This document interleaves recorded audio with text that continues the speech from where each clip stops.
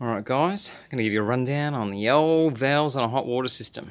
This particular hot water system is a Dux Protege, or Prodigy, if you want to say it properly. And here's the model and serial number and everything.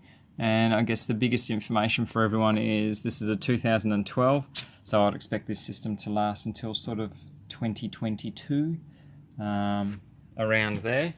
But anyway, what we've got, we'll start with the water system. This is the water coming in.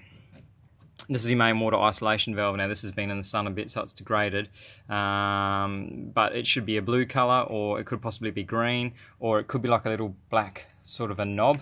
And anyway, to turn it off, boom. This way the arrow is running across the pipe, so it's not allowing any water to come through. We turn it on, you can see how the handle runs in line, flow of the pipe. Beautiful. Then that pretty much just comes across and through and into the hot water unit. And this one here is a cold relief. This lever needs to be pulled probably about once every 6 months, just to stop calcium building up on the inside of the workings, or else they don't work properly. They are designed to drip for a little bit, so it might drip for a couple of hours and that's it doing its job. But if it drips for 24 hours a day, 7 days a week, then it needs replacement. The manufacturers say they need to be replaced every 5 years anyway, so that's something to consider. And this is our gas valve. The handles are always yellow on all your gas valves, same deal, it's pointing in line with the line. If you turn it, then it'll obviously shut the gas off. Coming up from our cold water feed, we've got our tempering valve. So this actually adjusts the temperature, and this one's adjustable underneath this little blue cap.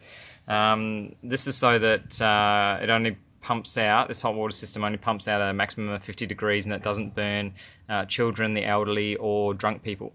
So this is a really handy device. They're not, as far as these valves are concerned, this is one of probably the more expensive valves on a hot water unit.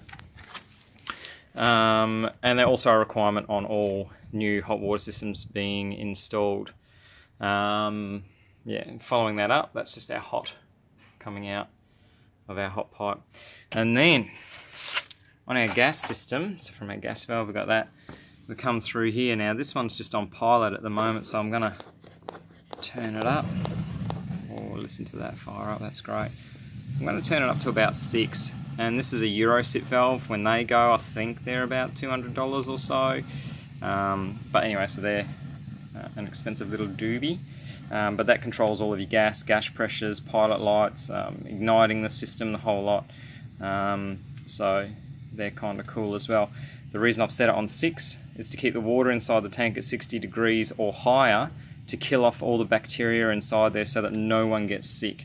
Because below 60 degrees all the bacteria grows and builds up. You drink it, you shower in it, and it's not very cool.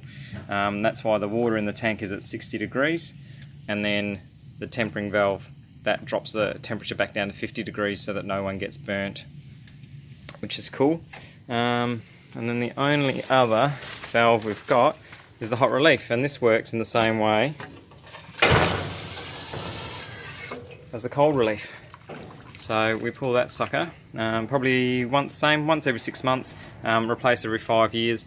And it actually, I don't know if we can read that or not, but it actually does say it on here, so I'm just not making things up. So every 6 replacement intervals not exceeding 5 years, and operate the valve at least once every 6 months. So that's probably part of their warranty as well. I'm sure it's very hard to tell. So that is kind of the rundown on a gas storage hot water system. And that noise was the aircon kicking in. Fantastic. Alright guys, see you next time.